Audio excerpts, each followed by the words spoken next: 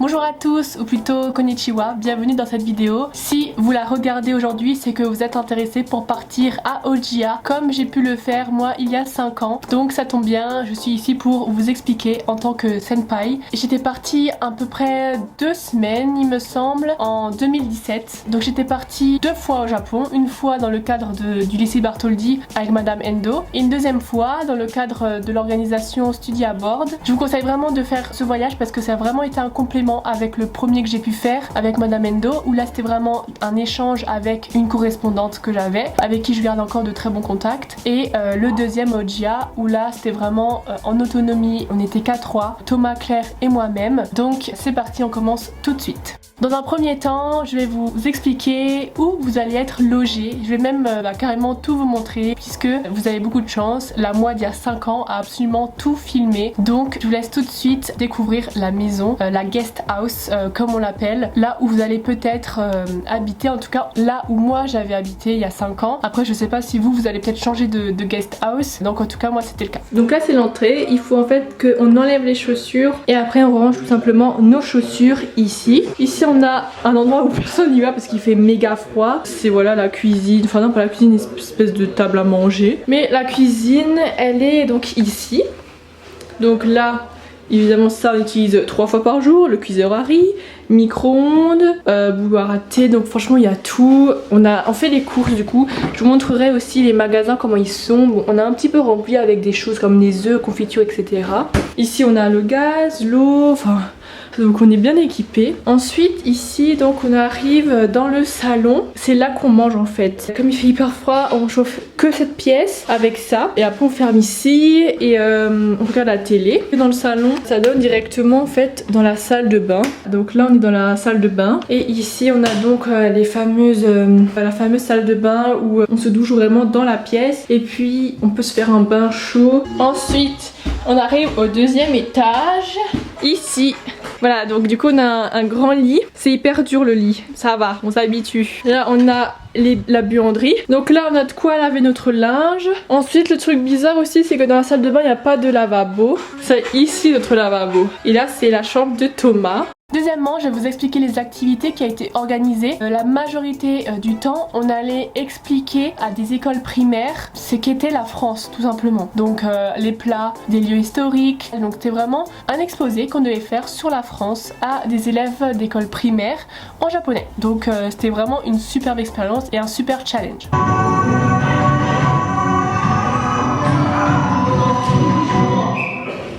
Ensuite on a pu également aller dans des lycées japonais. Donc là on était vraiment intégrés comme si on était des lycéens japonais. Donc on était assis à des cours et on les écoutait. Donc vraiment on était très fiers de comprendre quelques mots, mais la plupart du temps c'était très dur de comprendre tout le cours, mais c'était très intéressant de voir ce qu'ils faisaient. Dans ce lycée là on a pu faire de la poterie, on a pu également faire une activité kanji. Donc on a pu écrire avec de l'encre nos prénoms. Toujours dans le cadre de ce lycée, eh bien on a eu l'occasion de participer, enfin en tout cas de voir ce qu'est une fête de l'école. Fête où les élèves organisent des activités.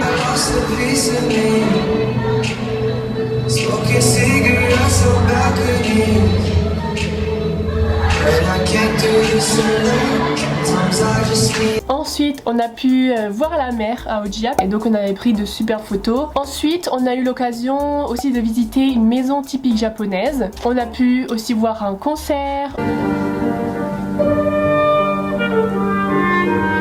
On a pu même entrer, se baigner dans un onsen. On a pu également se rendre à une exposition de Kapkoi parce que c'est un peu l'emblème d'Ojia. Et enfin, la meilleure activité, celle qui m'a vraiment permis de progresser en japonais, c'est les cours particuliers de japonais avec Nodoka Sensei. Je ne l'oublierai jamais. C'était vraiment des cours particuliers. Elle nous parlait que japonais, mais en même temps c'était une japonaise. On progressait vraiment. C'était des cours mais de perfectionnement et c'était mais génial en fait. Pour la remercier, avant qu'on parte, on l'avait invitée chez nous dans notre guest house. Troisièmement, au niveau des lieux, je vais vous expliquer un peu les endroits où on a été. Je vais vous parler d'Ojia. Ojia, c'est vraiment une petite ville, enfin c'est pas Tokyo, c'est pas Kyoto, donc c'est très typique, c'est vraiment super chaleureux. On nous avait prêté des vélos, donc on se baladait à vélo, on faisait les courses à vélo. Je peux vous laisser avec d'autres vidéos.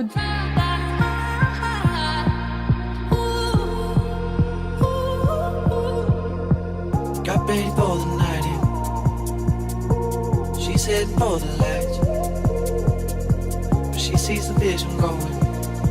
Et on est allé à Tokyo. Pourquoi? Alors parce que on s'est dit bah si on va au Japon c'est pour aussi retourner à Tokyo. On s'était vraiment dit ok notre séjour à Ojia c'est de telle date à telle date et on avait décidé de vraiment se débrouiller. On avait pris un hôtel pour 3 jours, donc un hôtel vous savez avec les couchettes individuelles, donc 3 jours à Tokyo. Donc tout ça pour vous dire que vous pouvez aller à Ojia, rien ne vous empêche à ensuite de vous-même partir à Tokyo, à Kyoto, où vous voulez. Prochain chapitre de cette vidéo, tout simplement ma journée type. On se réveillait le matin, on prenait notre petit déjeuner donc qu'on avait acheté au supermarché pas très loin. Donc là on va prendre le petit déjeuner, je vais vous montrer ce qu'on mange. Donc là nous avons plein de bonnes choses avec une petite vue sympathique. Et habituellement on allume aussi la télé. Itadakimasu. On venait nous chercher pour nous déposer le matin donc à l'école primaire pour faire l'exposé comme j'ai pu vous l'expliquer. Ou bien on allait au lycée. Vous l'aurez compris, l'après-midi c'était souvent libre. Donc là on a fait nos propres bento vu que on a journée libre du coup. Ou bien on l'a passé avec le monsieur qui nous accueillait, qui nous cherchait pour visiter différents lieux. Comme j'ai pu vous le dire, l'exposition de Karkoi, le concert. Et ensuite le soir on avait les cours de japonais avec Nodoka. Donc là c'était vraiment la journée type que vous aurez peut-être. Si on n'avait pas cours de japonais particulier le soir, ce qu'on pouvait faire c'était qu'on rejoignait d'autres étrangers qui n'étaient pas français, qui vivaient dans une autre guest house et qui parlaient vraiment super bien japonais. On avait fait une fois une soirée karaoké avec eux pour fêter aussi notre départ, ils nous avaient invités chez eux.